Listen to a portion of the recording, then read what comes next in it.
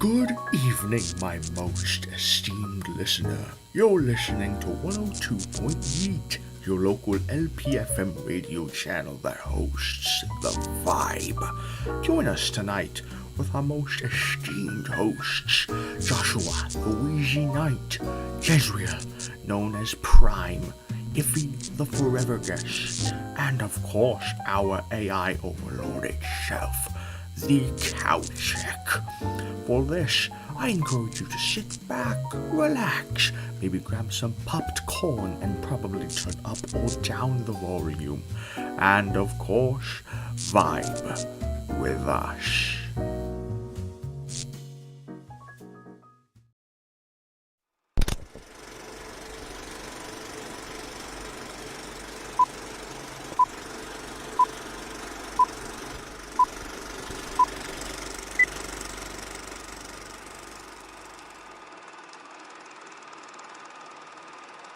For the next 24 hours, not much change in temperature.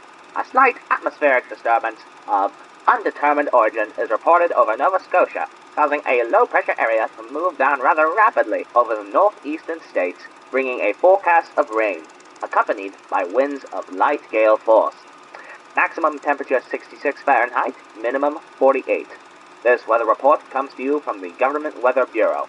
We now take you to the Meridian Room in the Hotel Park Plaza in downtown New York, where you will be entertained by the music of Ramon Raquello and his orchestra.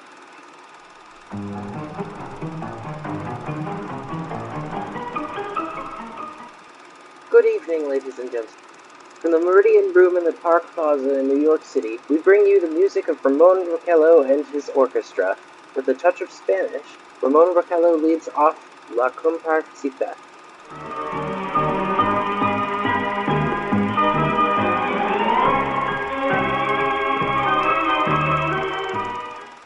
Ladies and gentlemen, we interrupt our program of dance music to bring you a special bulletin from the Intercontinental Radio News.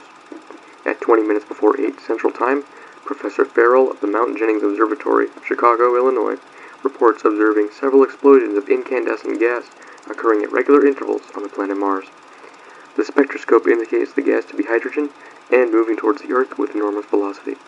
Professor Pearson of the observatory at Princeton confirms Farrell's observation and describes the phenomenon as, quote, like a jet of blue flame shot from a gun, unquote. We now return you to the music of Ramon Raquello, playing for you in the Meridian Room of the Park Plaza Hotel, situated in downtown New York.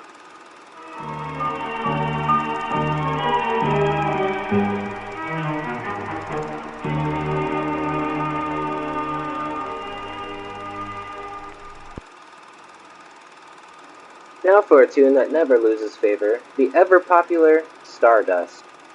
Ramon Raquello and his orchestra.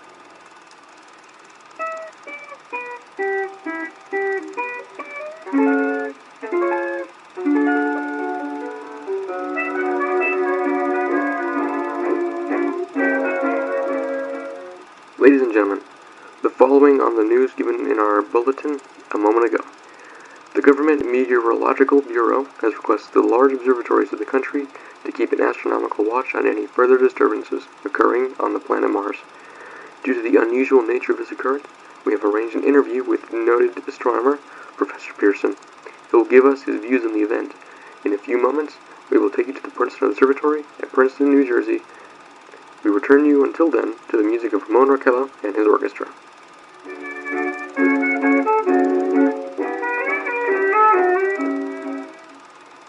We are now ready to take you to the Princeton Observatory at Princeton, where Carl Phillips, our commentator, will interview Professor Richard Pearson, famous astronomer. We take you now to Princeton, New Jersey.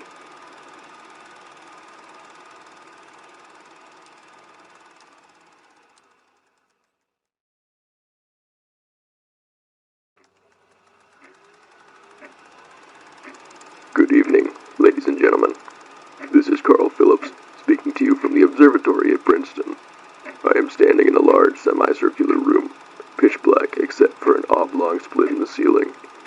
Through this opening I can see a sprinkling of stars that cast a kind of frosty glow over the intricate mechanism of the huge telescope.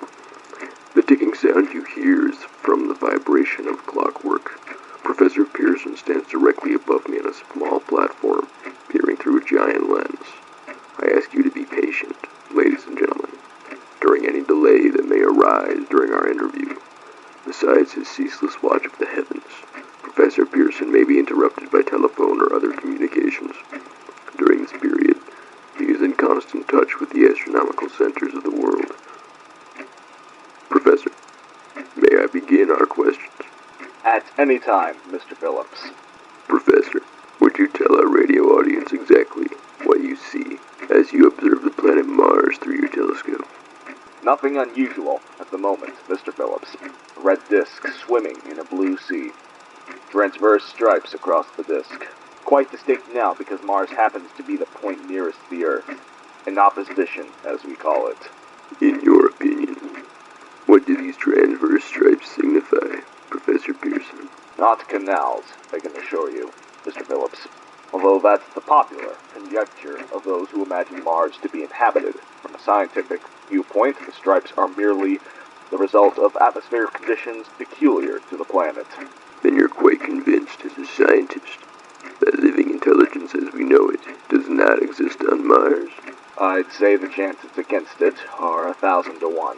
And yet, how do you account for those gas eruptions occurring on the surface of the planet at regular intervals? Mr. Phillips, I cannot account for it. By the way, Professor, for the benefit of our listeners, how far is Mars from the Earth? Approximately 40 million miles. Well, that seems a safe enough distance. Thank you. Just a moment, ladies and gentlemen. Someone has just handed Professor Pearson a message. While he reads it, let me remind you that we are speaking to you from the observatory in Princeton, New Jersey, where we are interviewing the world-famous astronomer, Professor Pearson. One moment, please. Professor Pearson has passed me a message which he has just received. Professor, may I read the message to the listening audience? Certainly, Mr. Phillips. Ladies and gentlemen, I shall read you a wire addressed to Professor Pearson from Dr. Gray of the National History Museum in New York. 9:15 p.m. Eastern Standard Time. Seismograph registered shock of almost earthquake intensity occurring within a radius of 20 miles of Princeton. Please investigate. Signed, Lloyd Gray, Chief of Astronomical Division. Professor Pearson, could this occurrence possibly have something to do with the disturbances observed on the planet Mars? Hardly, Mr. Phillips. This is probably a meteorite of unusual size, and its arrival at this particular time is merely a coincidence. However, we shall conduct a search as soon as daylight permits. Thank you, Professor. Ladies and gentlemen, for the past 10 minutes, we've been speaking to you from the observatory of Princeton, bringing you a special interview with Professor Pearson, noted astronomer. This is Carl Phillips speaking. We are now returning you to our New York studio.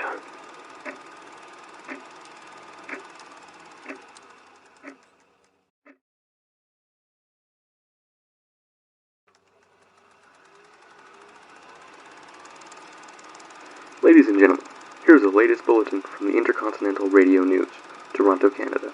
Professor Morse of McGill University reports observing a total of 3 explosions on the planet Mars between the hours of 7:45 p.m. and 9:20 p.m. Eastern Standard Time. This confirms earlier reports received from American observatories. Now, nearer home, comes a special announcement from Trenton, New Jersey. It is reported that at 8:50 p.m., a huge, flaming object, believed to be a meteorite, fell on a farm in the neighborhood of Grover's Mill, New Jersey, 22 miles from Trenton. The flash in the sky was visible within a radius of several hundred miles, and the noise of the impact was heard as far north as Elizabeth. We have dispatched a special mobile unit to the scene, and will have our commentator, Carl Phillips, give you a word description as soon as he can reach there from Princeton. In the meantime, we take you to the Hotel Martinet in Brooklyn, where Bobby Millette and his orchestra are offering a program of dance music.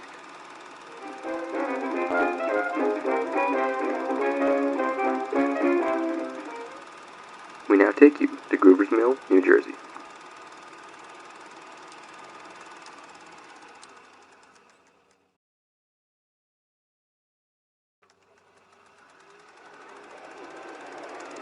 Ladies and gentlemen, this is Carl Phillips again, at the Wilmouth Farm, Grover's Mill, New Jersey. Professor Pearson and myself has made the 11 miles from Princeton in 10 minutes. Well, I hardly know where to begin. To paint for you a word picture of the strange scene before my eyes, like something out of a modern Arabian Nights. Well, I just got here. I haven't had a chance to look around yet. I guess that's it. Yes, I guess that's the thing. Directly in front of me, half buried in a vast pit. Must have struck with terrific force.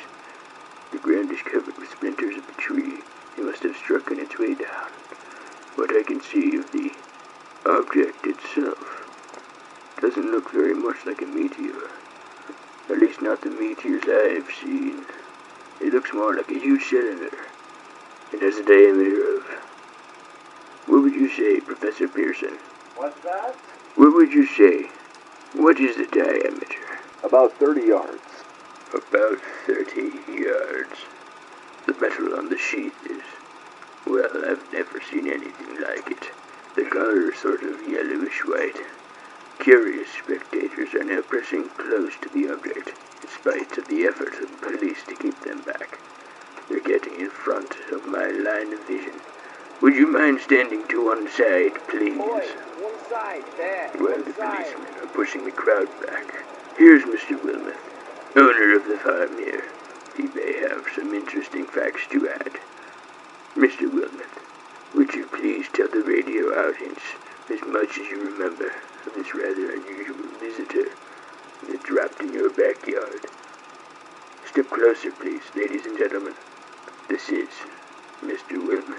Well, I was listening to the radio. Closer and louder, please. Oh, pardon me. Louder, please, and closer. Oh, yes, sir.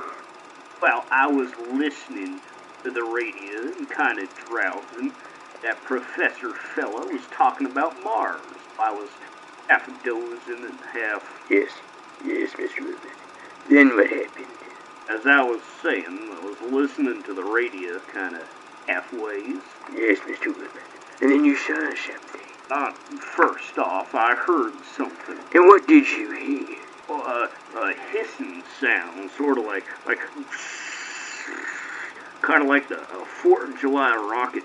Then what? Turned my head out the window and would have swore I was to sleep and dreaming. Yes? I seen a kind of greenish streak, and then zingo! Something smacked the ground, knocked me clear out of my chair. Well, were you frightened, Mr. Wilmouth? Well, I ain't quite sure. I reckon. I was kind of riled. Thank you, Mr. Wilmouth. Thank you. Want me to tell you some more? No, that's quite all right. That's plenty. Ladies and gentlemen, you just heard Mr. Wilmouth, owner of the farm where this thing has fallen. I wish I could convey the atmosphere, the background of this fantastic scene. Hundreds of cars are parked in a field in the back of us. Police are trying to rope off the roadway leading to the farm, but it's no use. They're breaking right through. Cars' headlights thrown an enormous spotlight on the pit where the object's half buried. Some of the more daring souls are now venturing near the edge. Their silhouettes stand out against the metal sheath. One man wants to touch the thing. He's having an argument with the policeman. The policeman wins. Now, ladies and gentlemen, there's something I haven't mentioned in all this excitement, but now it's becoming more distinct. Perhaps you've got it already on your radio. Listen. Do you hear it? It's a curious humming sound that seems to come from inside the object. I'll move the microphone nearer. Now, we're not more than 25 feet away. Can you hear it now? Oh, Professor Pearson. Yes, Mr. Phillips. Can you tell us the meaning of that scraping noise inside the thing? Possibly the unequal cooling of its surface. I see. Do you still think it's a meteor, Professor? I don't know what to think. The metal casing is definitely extraterrestrial, not found on this Earth. Friction with the Earth's atmosphere usually tears holes in the meteorite. This thing is smooth and, as you can see, of cylindrical shape. Just a minute. Something's happening. Ladies and gentlemen, this is terrific. The end of the thing is beginning to flake off. The top is beginning to rotate like a screw. The thing must be hollow. But all things on Get back there. Get back, I tell you. They're trying to It's escape. red hot.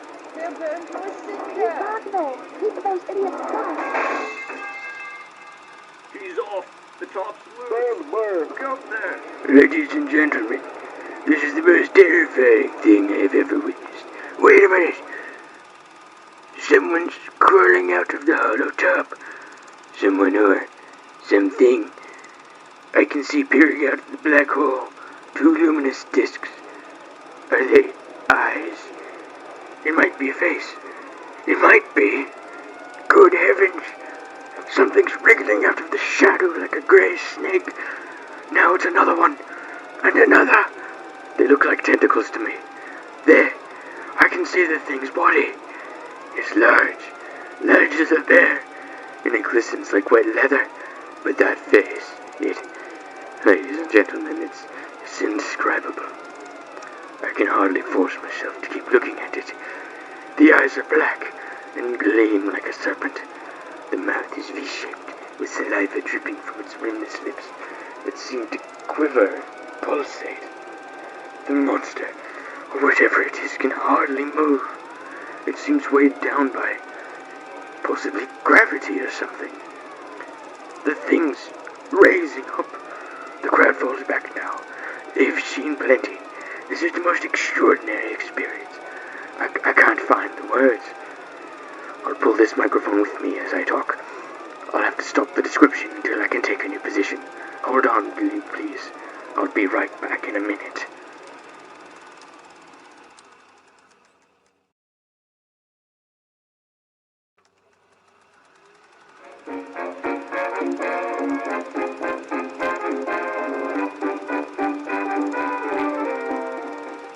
We are bringing you an eyewitness account of what's happening to the Wilmot Farm, Grover's Mill, New Jersey.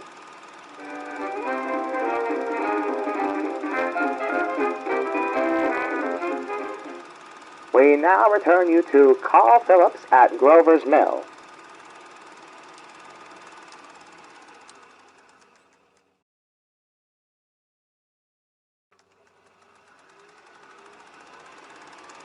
Ladies and gentlemen, am I on? Ladies and gentlemen, here I am, back of a stone wall that adjoins Mr. Wilmot's garden. From here I get a sweep of the whole scene. I'll give you every detail as long as I can talk.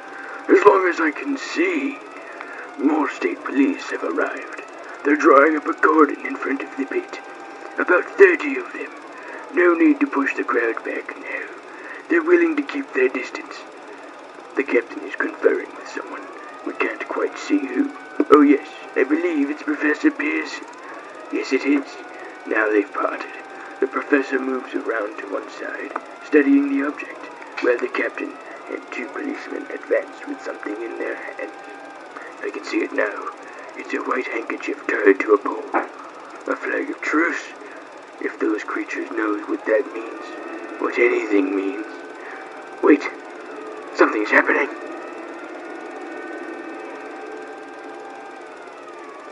A humped shape is rising out of the pit.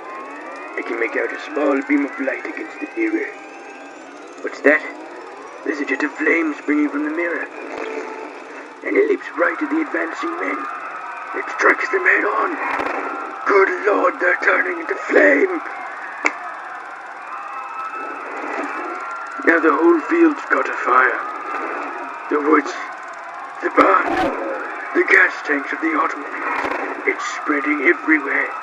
It's coming this way, about 20 yards to my right.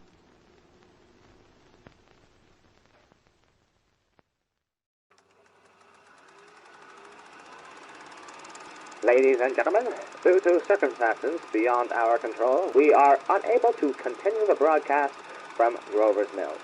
Evidently, there's some difficulty with our field transmission. However, we will return to that point at the earliest opportunity. In the meantime, we have a late bulletin from San Diego, California. Professor Indelkofer, speaking at a dinner of the California Astronomical Society, expressed the opinion that the explosions on Mars are undoubtedly nothing more than the severe volcanic disturbances on the surface of the planet. We now continue with our interlude.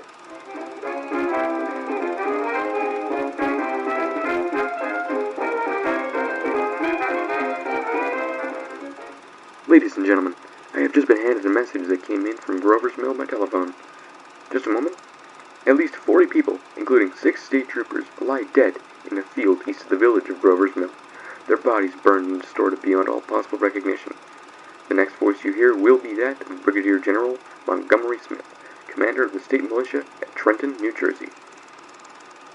I have been requested by the governor of New Jersey to place the counties of Mercer and Middlesex as far west as Princeton and east to Jamesburg under martial law. No one will be permitted to enter this area except by a special pass issued to the state or military authority. 4 companies of state militia are proceeding from Trenton to Grover's Mill and will aid the evacuation of homes within the range of military operations. Thank you. You have just been listening to General Montgomery Smith, commanding the state militia at Trenton. In the meantime, further details of the catastrophe at Grover's Mill are coming in. The strange creatures, after unleashing their deadly assault, crawled back into their pit and made no attempt to prevent the efforts of the firemen to recover the bodies and extinguish the fire. Combined fire departments of Mercer County are fighting the flames which menace the entire countryside. We have been unable to establish any contact with our mobile unit at Grover's Mill, but we hope to be able to return you there at the earliest possible moment. In the meantime, we take you. Just one moment, please. Ladies and gentlemen, I have just been informed that we have finally established communication with an eyewitness of the tragedy.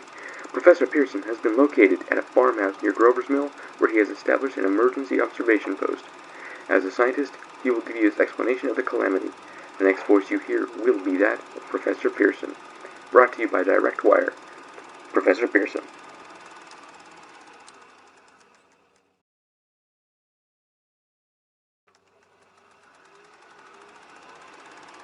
Of the creatures in the rocket cylinder in Grover's Mill, I can give you no authoritative information, either as to their nature, their origin, or their purposes here on Earth. Of their destructive instruments, I might venture some conjectural explanation. For want of a better term, I shall refer to the mysterious weapon as a heat ray. It's all too evident that these creatures have scientific knowledge far in advance of our own. It is my guess that in some way they are able to generate an intense heat in a chamber of practically absolute non-conductivity. This intense heat they project in a parallel beam against any object they choose by means of a polished parabolic mirror of unknown composition, much as the mirror of a lighthouse projects a beam of light. That is my conjecture of the origin of the heat ray.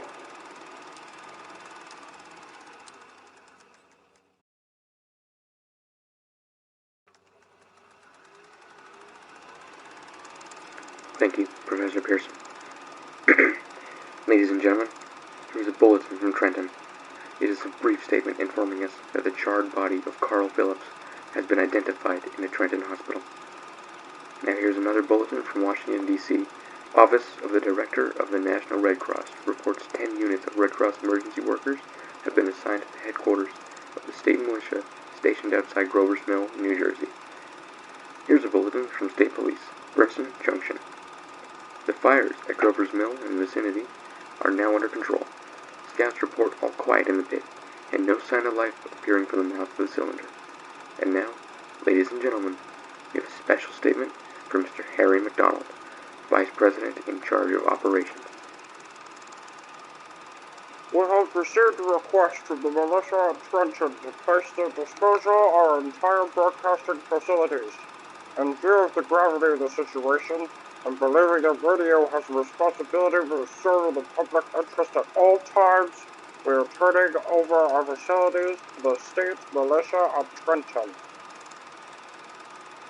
We take you now to the field headquarters of the state militia near Grover's Mill, New Jersey.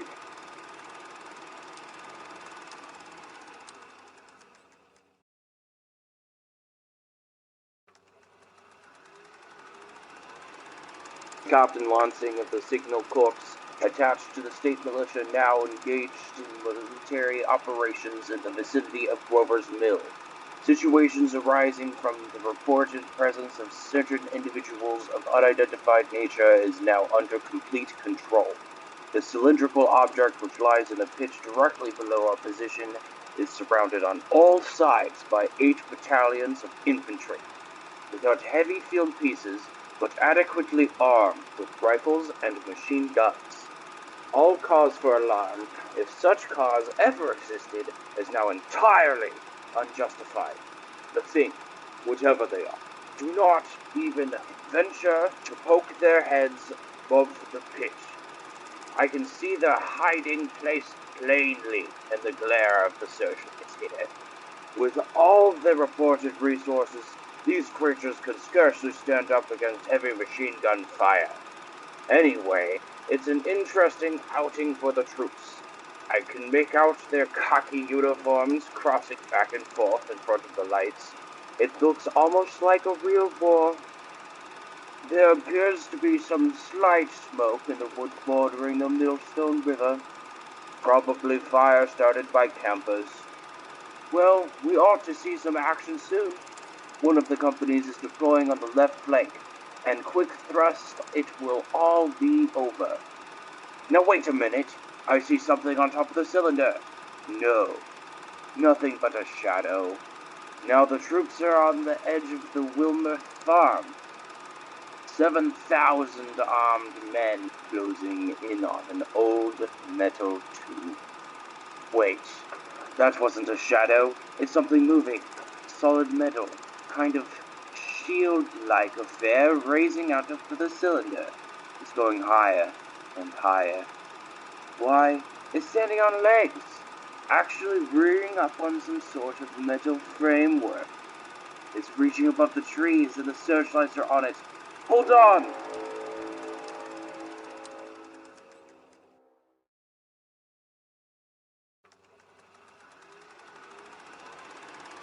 Ladies and gentlemen, I have a grave announcement to make. Incredible as it may seem, both the observations of science and the evidence of our eyes lead to the inescapable assumption that those strange beings who landed in the Jersey farmlands tonight are the vanguard of an invading army from the planet Mars. The battle which took place tonight at Grover's Mill has ended in one of the most startling defeats ever suffered by any army in modern times. 7,000 men armed with rifles and machine guns, pitted against a single fighting machine of the invaders from Mars. 120 known survivors. They were strewn over the battle area, from Grover's Mill to Plainsboro, crushed and trampled to death under the metal feet of the monster, or burned to cinders by its heat ray. The monster is now in control of the middle section of New Jersey and has effectively cut the state through its center. Communication lines are down from Pennsylvania to the Atlantic Ocean. The railroad tracks are torn and service from New York to Philadelphia discontinued except routing some of the trains through Allentown and Phoenixville. Highways to the north, south, and west are clogged with frantic human traffic. Police and Army reserves are unable to control the mad flight. By morning, the fugitives will have swelled Philadelphia, Camden, and Trenton. It's estimated to twice their normal population. At this time, martial law prevails throughout New Jersey and eastern Pennsylvania. We take you now to Washington for a special broadcast on the national emergency. The Secretary of the Interior.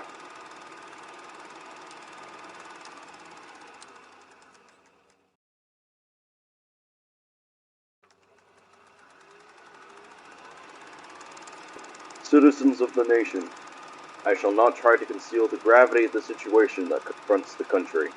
nor the concern of your government in protecting the lives and property of its people. However, I wish to impress upon you, private citizens and public officials, all of you, the urgent need of calm and resourceful action. Fortunately, this formidable enemy is still confined to a comparatively small area, and we may place our faith in the military forces to keep them there. In the meantime, placing our faith in God, we must continue the performance of our duties, each and every one of us, so that we may confront this destructive adversary with a nation united, courageous, and consecrated to the preservation of human supremacy on this earth. I thank you.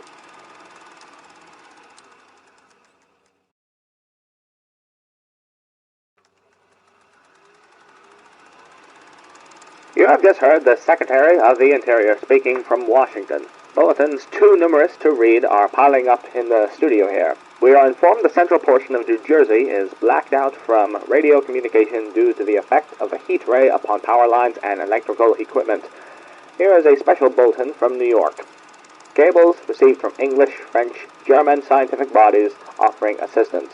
Astronomers report continued gas outbursts at regular intervals on planet Mars. Majority voice opinion that enemy will be reinforced by additional rocket machines. Attempts made to locate Professor Pearson of Princeton, who has observed Martians at close range. It is feared he was lost in recent battle. Langham Field, Virginia. Scouting planes report 3 Martian machines visible above treetops moving north towards Somerville with a population fleeing ahead of them. Heat ray not in use. Although advancing at express train speed, invaders pick their way carefully. They seem to be making conscious effort to avoid destruction of cities and countryside. However, they stop to uproot power lines, bridges, and railroad tracks. Their apparent objective is to crush resistance, paralyze communication, and disorganize human society. Here is a bulletin from Basking Ridge, New Jersey. Coon hunters have stumbled upon a second cylinder similar to the first embedded in the Great Swamp 20 miles south of Morristown. Army field pieces are proceeding from Newark to blow up second invading unit before cylinder can be opened and the fighting machine rigged. They are taking up position in the foothills of Watchung Mountains. Another bulletin from Langham Field, Virginia. Scouting planes report enemy machines, now 3 in number, increasing speed northward, kicking over houses and trees in their evident haste to form a conjunction with their allies south of Morristown. Machines also sighted by telephone operator east of Middlesex within 10 miles of Plainsfield. Here's a bulletin from Winston Field, Long Island. Fleet of Army bombers carrying heavy explosives flying north in pursuit of enemy. Scouting planes act as guides. They keep speeding enemy in sight. Just a moment, please. Ladies and gentlemen, we've run special wires to the artillery line in adjacent villages to give you direct reports in the zone of the advancing enemy. First, we take you to the battery of the 22nd Field Artillery, located in the Watchung Mountains.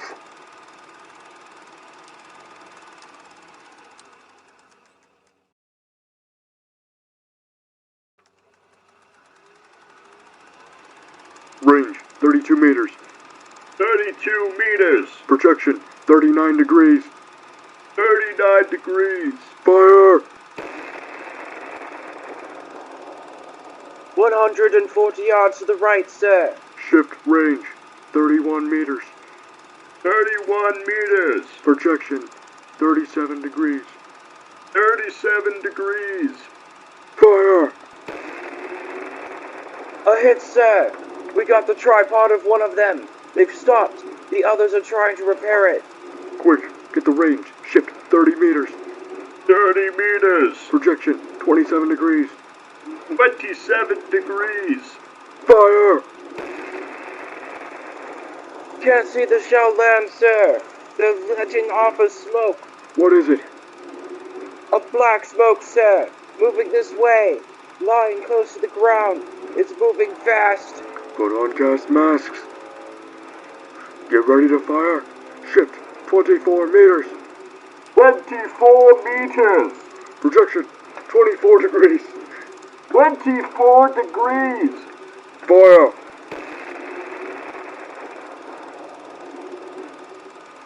Still can't see far. The smoke's coming nearer. Get the range. 23 meters. 23 meters.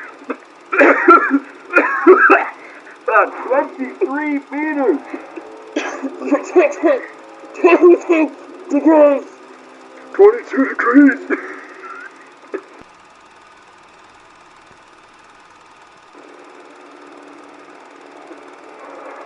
Army bombing plane V-843 off Bayonne, New Jersey.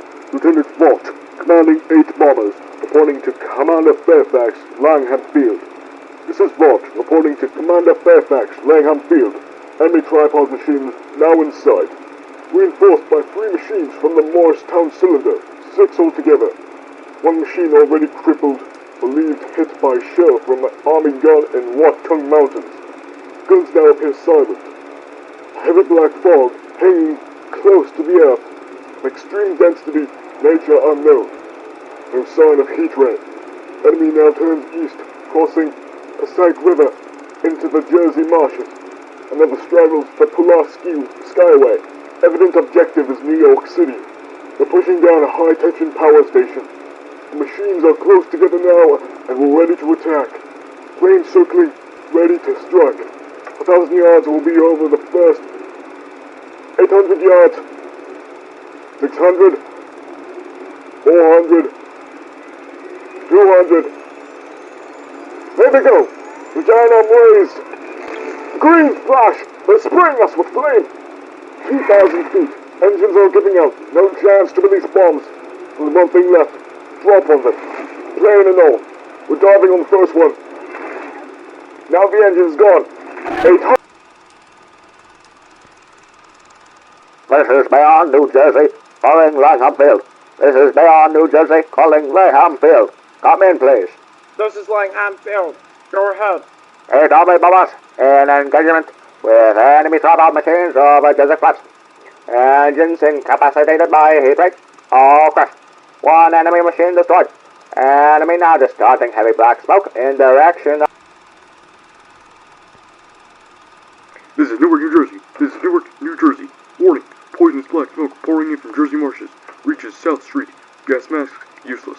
Urge population to move into open spaces. Automobiles. Use routes 7, 23, 24. Avoid congested areas. Smoke now. Spreading over Raymond Boulevard. 2X2L, colon CQ. 2X2L, colon CQ. 2X2L, colon 8X3R. Come in, please. This is 8X3R, coming back at 2X2L. How's reception?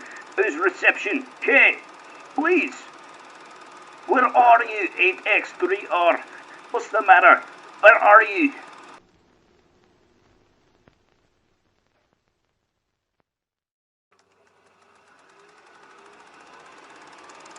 I'm speaking from the roof of the broadcasting building in New York City. The bells you hear are ringing to warn the people to evacuate the city as the Martians approach. Estimated in the last 2 hours, 3 million people have moved out along the roads to the north. Hutchison River Parkway is still kept open for motor traffic. Avoid bridges to Long Island, hopelessly jammed. Our communication with Jersey Shore closed 10 minutes ago. No more defenses. Our army wiped out.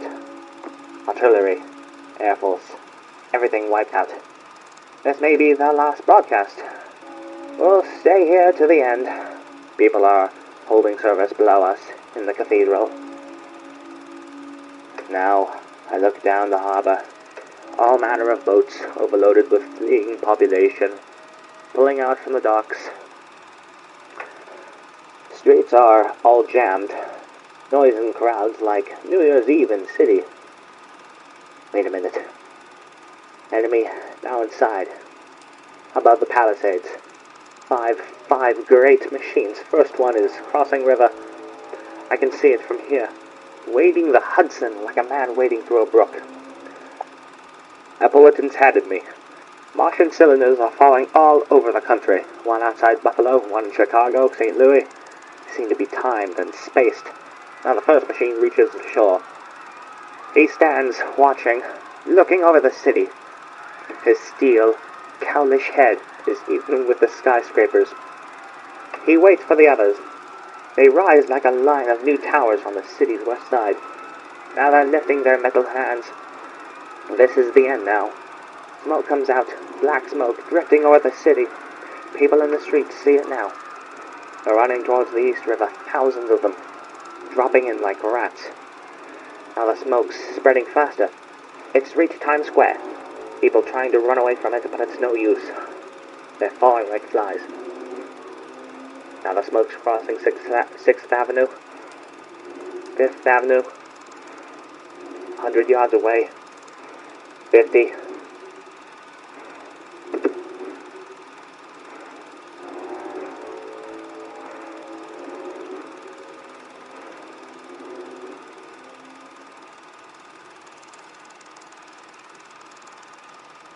X colon CQ, 2X colon CQ, 2X colon CQ, New York. Isn't anyone on the air? Isn't anyone on the air? Isn't anyone? 2X, 2L.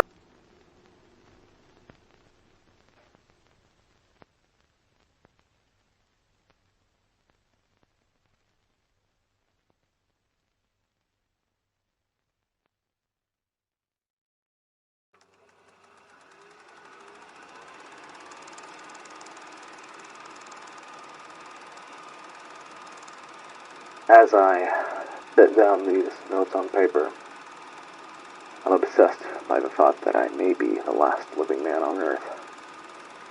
I've been hiding in this empty house near Grover's Mill, a small island of daylight cut off by the black smoke from the rest of the world. All that happened before the arrival of these monstrous creatures in the world now seems part of another life, a life that has no continuity with the present.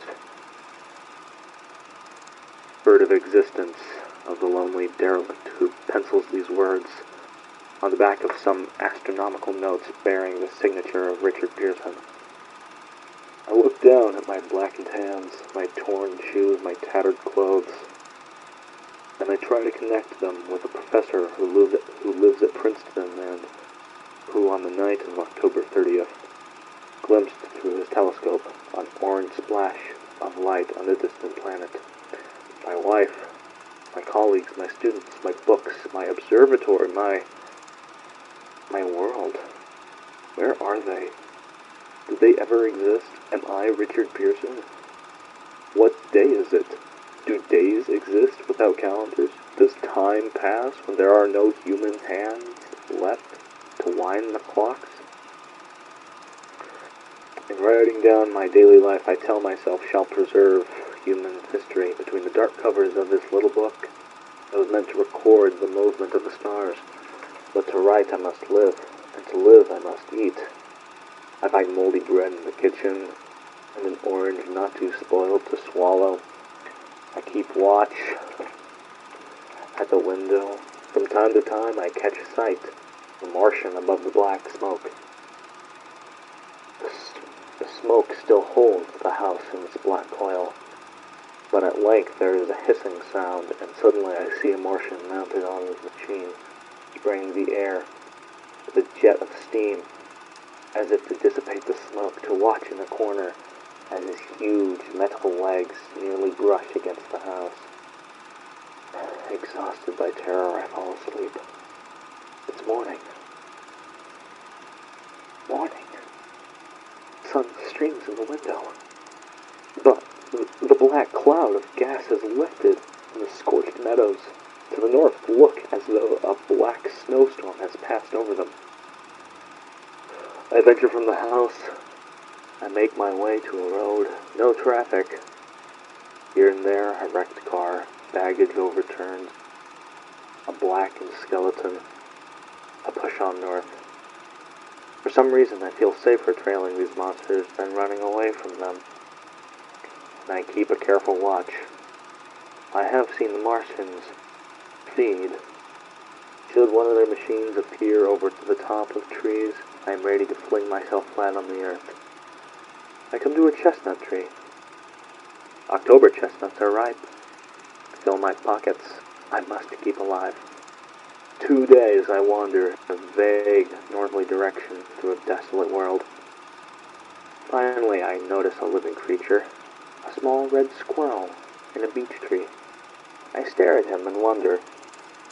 He stares back at me. I believe, at that moment, the animal and I shared the same emotion, the joy of finding another living being.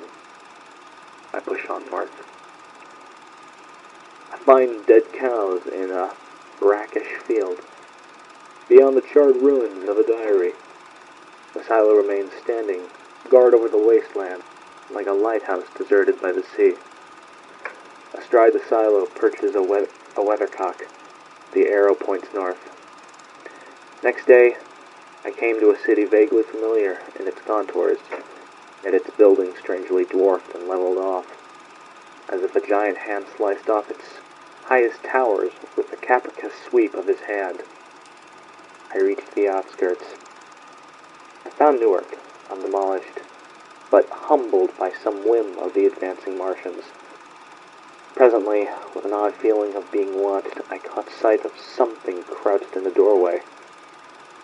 I made a step towards it, and it rose up and became a man armed with a large knife. Stop! Where did you come from? I come from many places. A long time ago from Princeton. Princeton, huh? That's near Grover's Mill. Yes. Grover's Mill. Ha ha ha. There's no food here. This is my country. All this end of town down to the river. There's only food for one. Which way are you going? I don't know. I guess I'm looking for people. What was that? Did you just hear something? Just then? Only a bird. A live bird! You get to know that the birds have shadows these days. Say, we're in the open here. Let's crawl into this doorway and talk. Have you seen any Martians? Nah. They've gone over to New York. At night, the skies are alive with their light, just as if people were still living in it. By daylight, you can't see them. 5 days ago, a couple of them carried something big across the flats from the airport. I believe they're learning how to fly. Fly? Yeah, fly. When it's all over with humanity. Stranger, it's still you and I. 2 of us left. They got themselves in solid. They wrecked the greatest country in the world. Those green stars, they're probably falling somewhere every night. They've only lost one machine. There isn't anything to do. We're done. Where were you? You're in a uniform. Yeah, that's left of it. I was in the militia, the National Guard. That's good. Wasn't any war any more than there's war between men and ants. And we're eatable ants. I found that out. What will they do with us? I've thought it all out. Right now, we're caught as we're wanted. The Martian only has to go a few miles to get crowd on the run.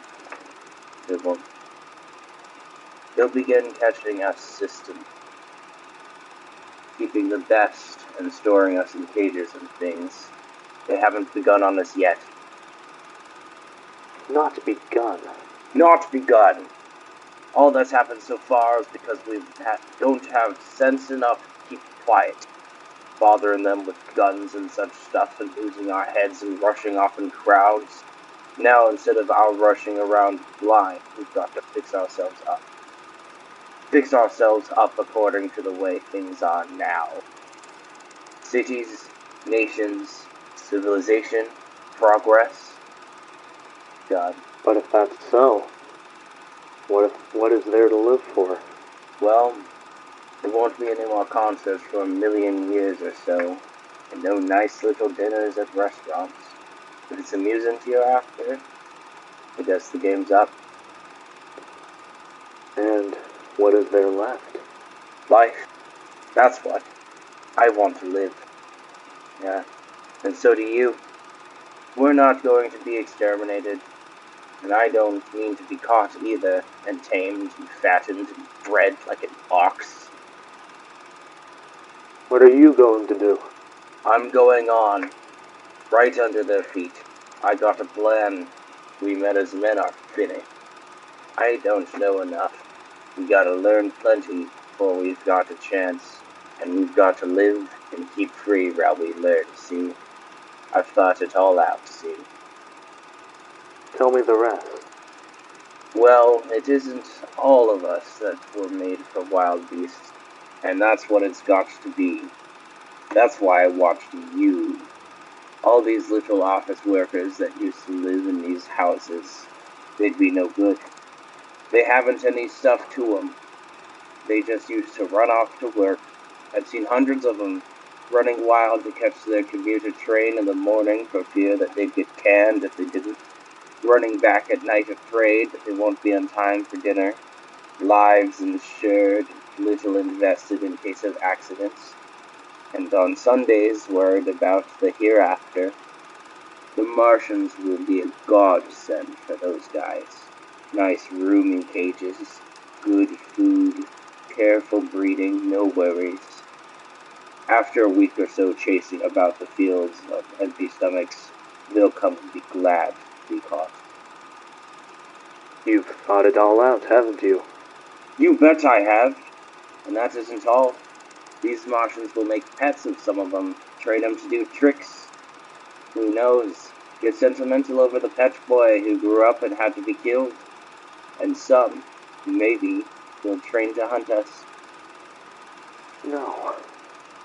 That's impossible. No yes, human they being. will. There's men who will do it gladly. If one of them ever comes after me, why... In the meantime, you and I and others like us, where are we to live when the Martians own the Earth? I've got it all figured out. We live underground. I've been thinking about the sewers under New York are miles and miles of them. The main ones are big enough for anybody. Then there's cellars and vaults, underground storerooms and railway tunnels, subways. You begin to see, eh? And we'll get a bunch of strong men together who know we that rubbish out. And you meant me to go? Well, I gave you a chance, didn't I? We won't quarrel about that. Go on. And we've got to make safe places for us to stay in, see? And get all the books we can. Science books. That's where men like you come in, see? We'll raid the museums. We'll even spy on the Martians. It may not be so much that we have to learn before. Just imagine this. 4 or 5 of their own fighting machines suddenly start off. Heat rays right and left, and not a Martian in 'em. Not a Martian in 'em, but men. Men who have learned the way how. It may even be in our time. Gee, imagine having one of them lovely things with its heat ray wide and free. We'd turn it on the Martians. We'd turn it on men. We'd bring everyone down to their knees. That's your plan? You and me, and a few more of us, we'd own the world. I see. Say, what's the matter? Where are you going? Not to your world. Goodbye, stranger. After parting with the artilleryman, I came at last to the Holland Tunnel. I entered that silent tube, anxious to know the fate of the great city on the other side of the Hudson. Cautiously, I came out of the tunnel and made my way up Canal Street. I reached 14th Street, and there again were black powder and several bodies, and an evil, ominous smell from the gratings of the cellars of some of the houses. I wandered up through the 30s and 40s. I stood alone on Times Square. I caught sight of a lean dog running down 7th Avenue with a piece of dark brown meat in his jaws and a pack of starving mongrels at his heels. He made a wild circle around me, as though he feared I might prove a fresh competitor. I walked up Broadway in the direction of that strange powder, past silent shop windows displaying their mute wares to empty sidewalks, past the Capitol Theater, silent, dark, past a shooting gallery where a row of empty guns faced an arrested line of wooden ducks. Near Columbus Circle, I noticed models of 1939 motor cars in the showrooms facing empty streets. From over the top of the General Motors building, I watched a flock of black birds circling in the sky. I hurried it on. Suddenly, I caught sight of the hood of a Martian machine, standing somewhere in Central Park, gleaming in the late afternoon sun. An insane idea. I rushed recklessly across Columbus Circle and into the park. I climbed a small hill above the pond at 60th Street. From there I could see, standing in a silent row along the mall, 19 of those great metal titans, their cowls empty, their great steel arms hanging listlessly by their sides. I looked in vain for the monsters that inhabit those machines. Suddenly, my eyes were attracted to the immense flock of birds that hovered directly below me. They circled to the ground, and there, before my eyes, stark and silent, lay the Martians, with the hungry birds pecking and tearing brown shreds of flesh from their bodies. Later, when their bodies were examined in laboratories, it was found that they were killed by the putrefactive and diseased bacteria against which their systems were unprepared. Slain after all man's defenses had failed by the humblest thing that God in his wisdom put upon this earth. Before the cylinder fell, there was a general persuasion that through all the deep of space no life existed beyond the petty surface of our minute sphere. Now we see further.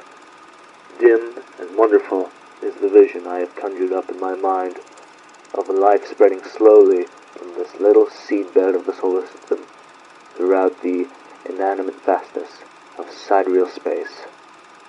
But that is a remote dream. It may be that the destruction of the Martians is only a reprieve.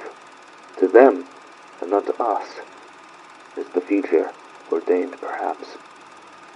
Strange, it now seems to sit in my peaceful study at Princeton writing down this last chapter of the record begun at a deserted farm in the Grover's Mill. Strange to see from my window the university spires dim and blue through an April haze. Strange to watch children playing in the streets. Strange to see young people strolling on the green, where the new spring grass heals the last black scars of a bruised earth. Strange to watch the sightseers enter the museum, where the disassembled parts of a Martian machine are kept on public view. Strange, when I recall the time when I first saw it, bright and clean cut, hard and silent, under the dawn of that last great day.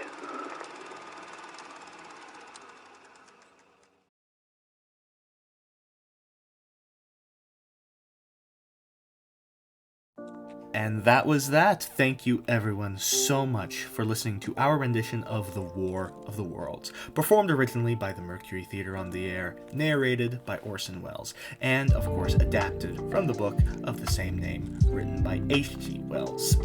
Two Wells. How interesting. This is the end of season 2. We've definitely come a long way from the beginning of season 1. Oh God, were we awkward. I don't want to think about it. I didn't have a mic. Yeah, that's... I was talking... Like I said... It was a cell phone. Like I said, we've come a long way.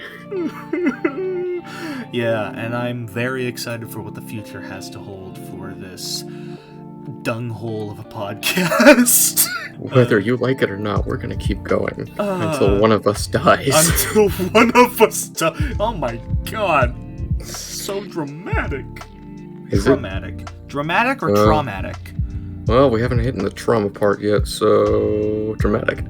I guess so. This has been good fun for this season, even if it wasn't exactly sensible, to say the least.